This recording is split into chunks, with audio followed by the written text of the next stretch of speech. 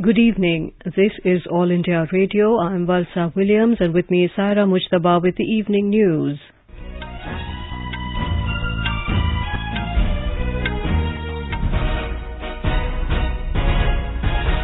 The headlines. Campaigning for fourth phase assembly elections in Uttar Pradesh ends. Finance Minister Nirmala Sitharaman asks industry leaders to explore ways to strengthen financial sector. Over 94 lakh farmers benefited with MSP value of over 1,36,350 crore rupees till date, says government.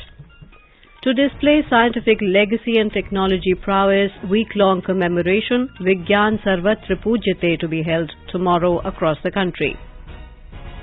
Ministry of External Affairs to organize Craft Festival coalescence from Wednesday in New Delhi. Drugs Controller General of India grants emergency use authorization to COVID-19 vaccine Corbevax for children between 12 to 18 years of age. Effective management of India-Bangladesh border is key for facilitating economic linkages and people-to-people contact, says government.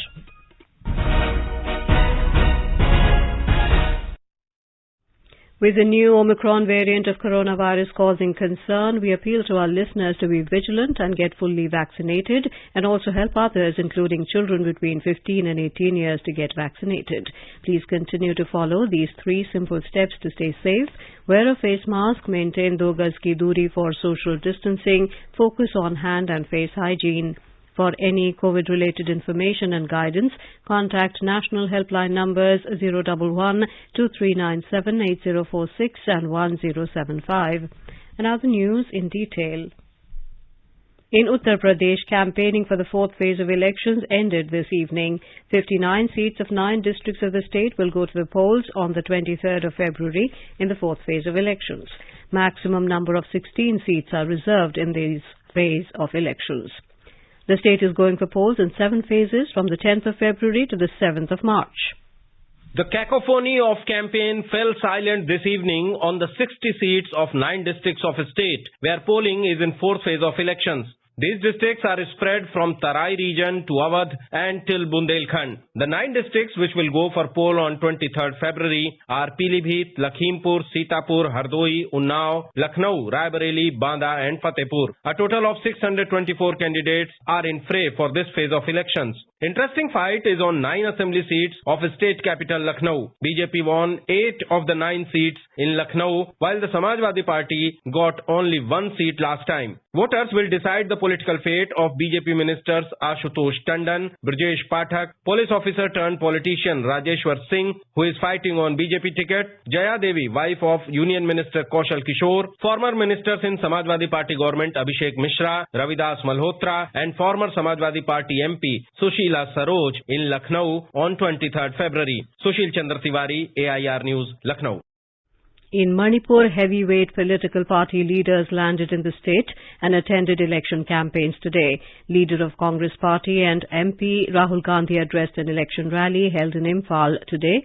On the other hand, Union Minister and BJP leader Nitin Gadkari attended 2 election rallies organized in the hill districts of Manipur today. Shri Gadkari said BJP-led governments always bring equality and development. A report.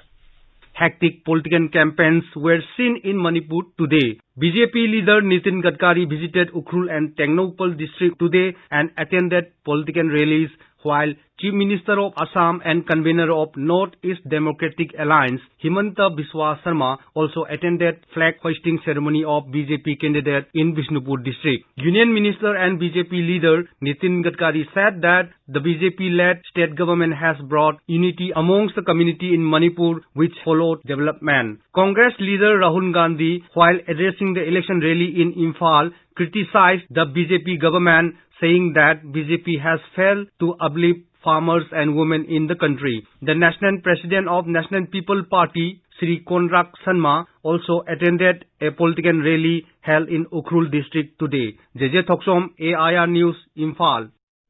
The elections to the Manipur Legislative Assembly will be held in 2 phases. The voting for the first phase will be held on February the 28th, and political campaigns have intensified, especially for the first phase. Prime Minister and BJP leader Narendra Modi is also arriving in Manipur and will address a political meeting to be held in Imphal East. In Punjab, approximately 71.92% voter turnout was recorded yesterday. Sharing this information, Punjab Chief Electoral Officer Dr. S. Karuna Raju said, "This is the approximate trend as data from some polling stations is still awaited, so the final figures may increase, which may be released tonight." The maximum 81.24% polling was recorded in Mansa district. The lowest 65.89% polling was recorded in Amritsar. Results of the assembly elections will be declared on the 10th of March. In Assam, a total of 3 candidates are in the fray for the by-polls at Majuli constituency. Today was the last day of withdrawal of nominations and no candidate has withdrawn their candidature. The BJP has fielded Bhuban Gam, while the opposition parties have given tickets to Ahom Jatiya Parishad's Chitra Ranjan Basumatri. Polling will be held on the 7th of March. By-polls at Majuli have been necessitated following the resignation of Sarbanand Sonowal from this seat after being elected to the Rajya Sabha. Meanwhile, campaigning is on for the 80 municipal board polls. Polling will be held on the 6th of March. Senior BJP leader and Chief Minister Hemant Biswa Sarma said the BJP and Ahom Gana Parishad have won 60 seats uncontested, including the municipality board of North Guwahati and Sutia. A fake claim is circulating on social media that Election Commission would deduct 350 rupees from the bank account of voters who do not vote in Lok Sabha elections. The Centre's Press Information Bureau has clarified that no such decision has been taken by the Election Commission of India. Press Information Bureau has urged everyone not to share such fake messages. Prime Minister Narendra Modi today said the youth are the future leaders of the country as well as nation builders. Addressing a webinar on budget announcements in higher education, Mr. Modi said empowering the young generation means empowering India's future, which is why there has been a lot of focus on the education sector in the union budget. The Prime Minister said a lot of emphasis has been laid on 5 areas related to the education sector, and universalization of quality education is the first among these. He said important decisions have been taken to expand the country's education system, improve its quality and increase the capacity of the education sector. The second area is skill development. The Prime Minister said digital skilling ecosystem should be created in the country and skill development should be done according to the demand of the industry. He said the budget has focused on making industry linkage better. The third important aspect is urban planning and design. Mr. Modi said it is necessary to integrate the ancient experience and knowledge of India on this field in education. The fourth important aspect is internationalization. He said world-class foreign universities should come to India. He added that in industrial areas like Gift City, institutes associated with fintech should come up, and this has also been encouraged in the budget. The fifth important aspect is AVGC, animation, visual effects, gaming, comic, all of which have immense employment potential with a huge global market. Mr. Modi said National Digital University is a unique and unprecedented step of its kind in the education system of India. He said Digital University has the power to completely eliminate the problem of seats in the country. Greeting the nation on the International Mother Language Day, Mr. Modi said mother tongue is related to the mental development of children. He said teaching of medical and technical education in local languages has started in many states. Union Minister for Finance and Corporate Affairs Srimati Nirmala Sitharaman today asked the industry leaders to explore ways to further strengthen their sector and help in the post-pandemic revival of the economy. Addressing a post-budget interaction with various industry leaders in Mumbai today, the Finance Minister expressed satisfaction about the resilience displayed by the financial markets even during the pandemic. Srimati Sitharaman urged the market participants to strive for efficiency and transparency to help channelize the resource for productive investment in the most effective manner. The Food Ministry today said paddy procurement is progressing smoothly in Kharif marketing season 2021-22 at minimum support price from farmers.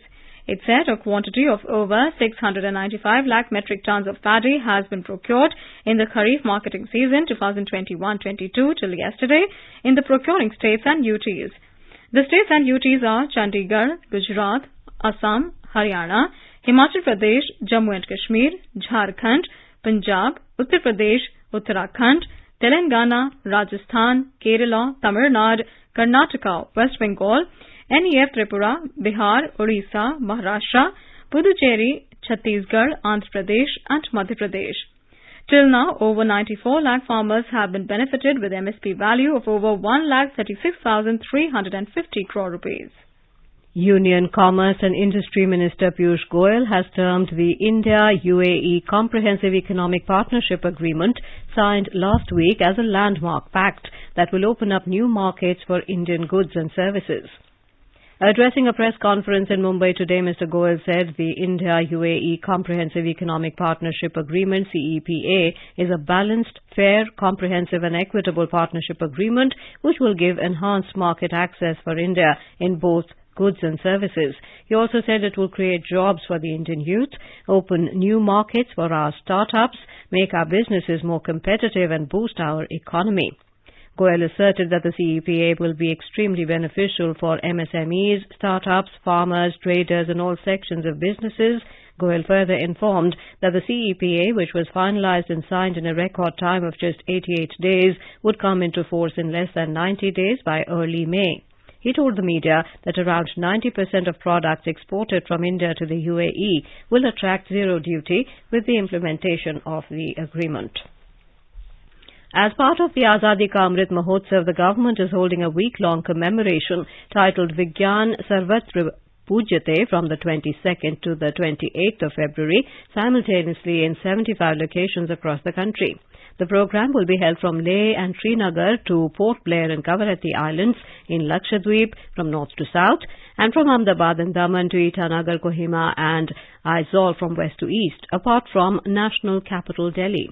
The week-long event would display the country's scientific legacy and technology prowess that has helped find solutions to defense, space, health, agriculture, astronomy and other sectors. Giving details about the Vigyan Sarvatra Pujyate event, Principal Scientific Advisor Dr. K. Vijay Raghavan said the programs have been grouped under 4 themes. The inaugural program would be held at Vigyan Bhavan, New Delhi tomorrow. It will culminate with a grand valedictory function which will coincide with the National Science Day, celebrated on the 28th of February in remembrance of Nobel laureate Sir C.V. Raman's path-breaking discovery of the Raman effect in 1930. The Ministry of External Affairs will organize a craft festival coalescence from Wednesday in New Delhi through its Indian Council for Cultural Relations or ICCR under the Azadi Ka Amrit Mahotsav week, which is being celebrated from today till the 27th of this month in different states of the country. ICCR President Dr. Vinay Sahasrabuddhe said that India has a rich artisan culture and it needs to be showcased to the international community. He said ICCR will conduct a craft festival coalescence from the 23rd to the 25th of this month in New Delhi to showcase indigenous products. He said this festival will be based on craft, culture, community and climate, in which 22 groups of artisans from 11 states will participate. He said festival entry will be free of cost. कारीगरी की हमारी जो संस्कृति है, इसको हम विश्व समुदाय के सामने एक क्राफ्ट मेले के माध्यम से ले जा रहे हैं। हमारे देश की कारीगरी की परंपरा को भी विश्व समुदाय को बताना बहुत जरूरी है। इसमें कुल मिलाकर 11 राज्यों के 22 कला कारीगर पथक आएंगे और विभिन्न कारीगरी की परंपराओं को वो बताएंगे, दर्शाएंगे। You're listening to the evening news on All India Radio. A reminder of the headlines before we move on. Campaigning for 4th phase of assembly elections in Uttar Pradesh ends. Finance Minister Nirmala Sitharaman asked industry leaders to explore ways to strengthen financial sector. Over 94 lakh farmers benefited with MSP value of over 1,36,350 crore rupees to date, says government. To display scientific legacy and technology prowess, week-long commemoration Vigyan Sarvatra Pujyate to be held tomorrow across the country. Ministry of External Affairs to organize craft festival coalescence from Wednesday in New Delhi. Drugs Controller General of India grants emergency use authorization to COVID-19 vaccine Covivax for children between 12 and 18 years of age. Effective management of India-Bangladesh border is key for facilitating economic linkages and people-to-people contact, says government. For quick news updates round the clock, follow us on our Twitter handle @AIR News Alerts. अपने business को बढ़ाने के लिए लीजिए आकाशवाणी का सहयोग और दीजिए उसे बुलंदियों के पंख। आपका बिजनेस लोकल है या राष्ट्रीय, आकाशवाणी देती है उपभोक्ताओं तक पहुंचने का हर विकल्प। और अब तो आप घर, दफ्तर या दुकान पर बैठे बैठे कर सकते हैं आकाशवाणी के किसी भी केंद्र के लिए विज्ञापनों की बुकिंग। आकाशवाणी के विभिन्न चैनलों पर विज्ञापन देना सुलभ और सस्ता। बुकिंग है तो संपर्क करें 8700014242 पर। 8700014242। चलो मिलकर एक शुरुआत करें, चलो एक फैसला आज करें, मास्क नहीं तो टोकेंगे, कोरोना को रोकेंगे, चलो एक इरादा करते हैं, चलो खुद से वादा करते हैं, मास्क नहीं तो टोकेंगे, कोरोना को रोकेंगे। Welcome back to the evening news. Drugs Controller General of India, DCGI, has granted emergency use authorization to COVID-19 vaccine Corbevax for children between 12 to 18 years of age. The vaccine has been developed by Hyderabad-based pharmaceutical company Biological E Limited. It is the country's first indigenously developed receptor-binding domain protein subunit COVID-19 vaccine. Earlier, the vaccine had received emergency use authorization for the adult population in December last year. The Corbevax vaccine is administered through an intramuscular route with 2 doses scheduled 28 days apart and is stored at 2 to 8 degrees Celsius temperature. Talking exclusively to AIR News, member Health Niti Aayog, Dr. V.K. Paul said with the emergency use approval to Corbevax, the country now has 2 COVID-19 vaccines for children, including Covaxin, which is already in use for the children aged 15 to 18 years. DCGI, the Drugs Controller General of India, has approved an Indian-made vaccine, Corbevax, for use in children 12 to 18 years of age. With this now, we have 2 vaccines applicable to this age group, namely Covaxin, which is already being used from 15 to 18, and now Corbevax, which is being made by a company, BioE, located in Hyderabad. India's COVID-19 vaccination coverage has crossed 175 crore 78 lakh today. The Health Ministry said more than 32 lakh vaccine doses were administered today, more than 1 crore 91 lakh precaution doses for the identified categories of beneficiaries like healthcare workers, frontline workers and people over 60 years have been administered so far. The recovery rate is currently at 98.33%. In our bilingual live phone-in program, Corona Jagrita series, Dr. Ved Chaturvedi of Sir Gangaram Hospital, New Delhi, will be with us tonight to answer the queries related to coronavirus. Listeners can ask questions to the expert from 9:30 p.m. on telephone number 011-2342-1230 and 011-2342-1764. You can also post your queries on our Twitter handle at AIR News Alerts using hashtag AskAIR. This live program can be heard on FM Gold channel and additional frequencies from 9:30 p.m. onwards. This program will also be available on our website newsonair.gov.in and our YouTube channel News on AIR Official. Foreign Secretary Harshvardhan Shringla has said that effective management of India-Bangladesh border is key to facilitating economic linkages and people-to-people contact. Speaking at the 10th India-Bangladesh Friendship Dialogue today, Mr. Shringla said there is a need to work closely to strengthen border infrastructure to ensure smooth transit of goods and people while ensuring that illegal activities are kept under check. Mr. Shringla said a two-way trade in the recent past has witnessed a quantum jump with exports from Bangladesh for the first time expected to cross $2 billion this year. He said early conclusion of a comprehensive economic cooperation agreement is vital for enhancing this momentum in trade. Mr. Shringla said India and Bangladesh have signed an agreement on the use of Chattogram and Mongla ports for transshipment of goods to and from the northeast of India. He said fully operationalizing this agreement will bring economic benefits to a range of stakeholders from both the countries. He said while northeast India will benefit from the steady supply of goods, transport and logistics sector in Bangladesh will gain considerably, bringing prosperity on both sides of the border. Mr. Shringla said Prime Minister Narendra Modi's Gati Shakti initiative is upgrading connectivity in India with a multimodal perspective. And now let's listen to our special program Azadi Ka Safar, highlighting the importance of the day during the freedom struggle. Azadi Ka Amrit Mahotsav.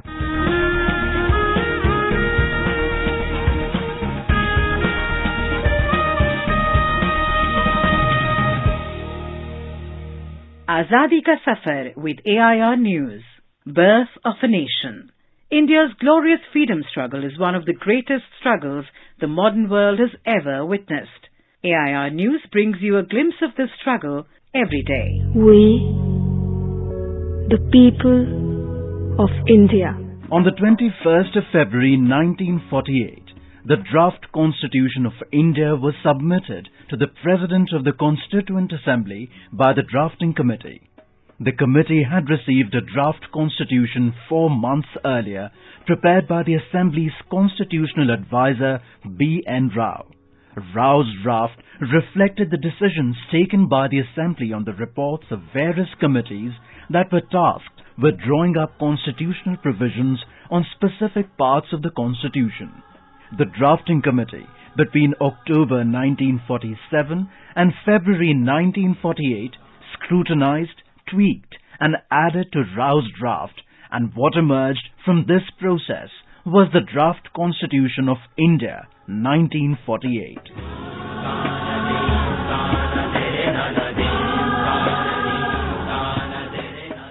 The draft constitution consisted of 315 articles, organized around 18 parts and 8 schedules. It covered a range of topics including the structure of government, rights and center-state relations, etc.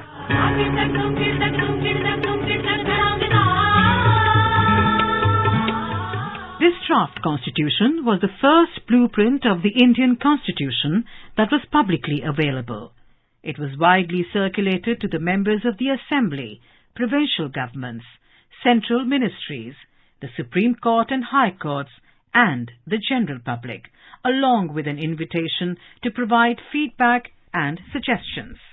The Drafting Committee reviewed and took decisions on comments it received and prepared amendments. Such democratic exercises of consultation and consensus amongst the members and people of India helped make the largest written constitution of the world, the Constitution of India.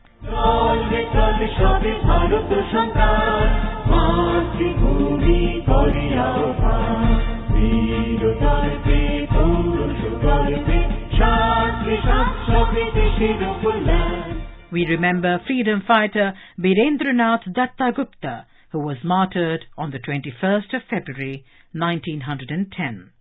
Born in 1891 in district of Dhaka, now Bangladesh, Datta was a member of the Anushilan Samiti.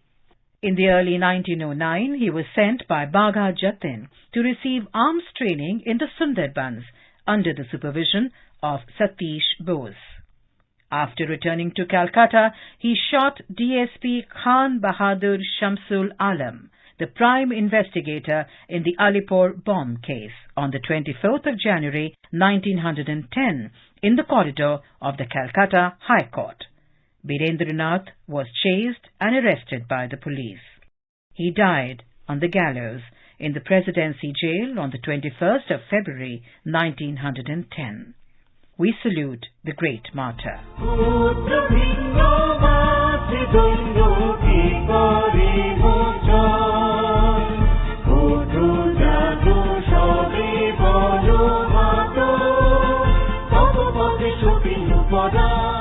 We also remember martyr Chand Sukur.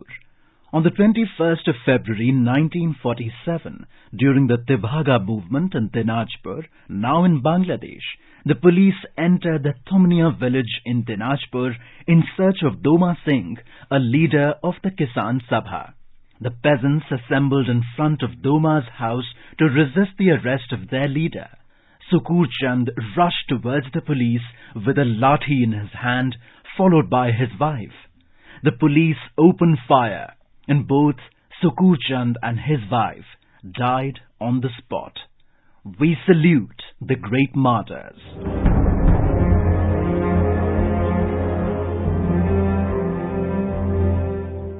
We remember freedom fighter Mahipal Singh from Bhagalpur district, Bihar, who actively participated in the civil disobedience movement of 1930. On the 15th of February 1932, Mahipal joined around 4,000 people around the Tarapur police station to celebrate Jhanda Satyagraha Divas. The police warned them to disperse and then opened indiscriminate firing.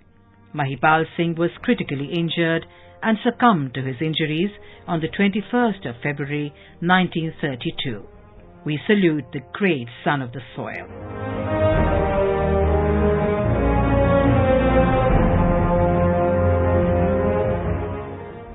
That brings us to the end of this episode of Azadi Ka Safar with AIR News. See you in the next episode tomorrow.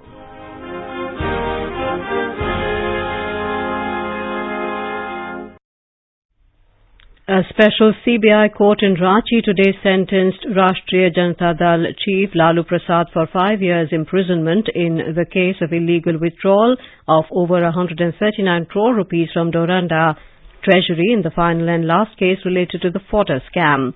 The court has also imposed a fine of 60 lakh rupees on Mr. Prasad. Apart from this, other culprits related to this case were also pronounced sentence. The maximum punishment awarded in this case is for 5 years and the maximum fine imposed is for 2 crore rupees. Apart from Lalu Prasad, maximum punishment has been given to Muhammad Saeed, R.K. Rana and Tripurari Mohan Prasad among the list of 38 convicted people. On the other hand, Tripurari Mohan Prasad has been fined a maximum of 2 crore rupees. Meanwhile, Mr. Prasad's advocate Prabhat Kumar told AIR News that he would file an appeal in the High Court against the decision of the CBI court in this week itself. The News Services Division of All India Radio will bring an exclusive interview in our Spotlight program tonight with Bishoy Parajuli, the World Food Programme representative and country director to India. Lauding India's partnership with World Food Programme, Mr. Parajuli warmly welcomed India's support to the Afghan population, especially during the present food crisis when approximately half of the population in Afghanistan is staring at hunger. To listen to the complete interview, stay tuned to FM Gold channel and additional frequencies from 9:15 p.m. onwards. This interview will also be available on our YouTube channel, News on AIR Official, and our website, newsonair.gov.in. The Sensex and the Nifty today witnessed modest losses, pairing early gains and amid mixed global cues. A report from the business world. The Sensex fell 149 points or 0.26% to finish at 57,684, while the Nifty lost 70 points or 0.4% to settle at 17,207. In the forex market, the rupee locked gains of 15 paisa per US dollar. The local unit settled at 74 rupees and 52 paisa against the American currency, and oil prices rose more than 0.5%. In intraday trade, Brent crude was trading around $94.10 per barrel. Anubha Rohatgi for AIR News. Now let us take a look at the weather forecast for tomorrow. National capital Delhi is likely to have strong surface winds during daytime. Temperature will vary between 11 and 26 degrees Celsius. Mumbai will have a mainly clear sky. Chennai is likely to have fog in the morning and partly cloudy sky later. Kolkata will have fog in the morning and mainly clear sky later. And now before we end the bulletin, the headlines once again. Campaigning for fourth phase assembly elections in Uttar Pradesh ends. Finance Minister Nirmala Sitharaman asks industry leaders to explore ways to strengthen financial sector. Over 94 lakh farmers benefited with MSP value of over 1,36,350 crore rupees till date, says government. To display scientific legacy and technology prowess, week-long commemoration Vigyan Sarvatra Pujyate to be held tomorrow across the country. Ministry of External Affairs to organize Craft Festival Coalescence from Wednesday in New Delhi. Drugs Controller General of India grants emergency use authorization to COVID-19 vaccine Corbevax for children between 12 to 18 years of age. Effective management of India-Bangladesh border is key for facilitating economic linkages and people-to-people contact, says government.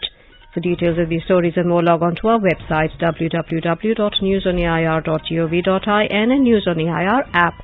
And with that, we end the evening news. Good night.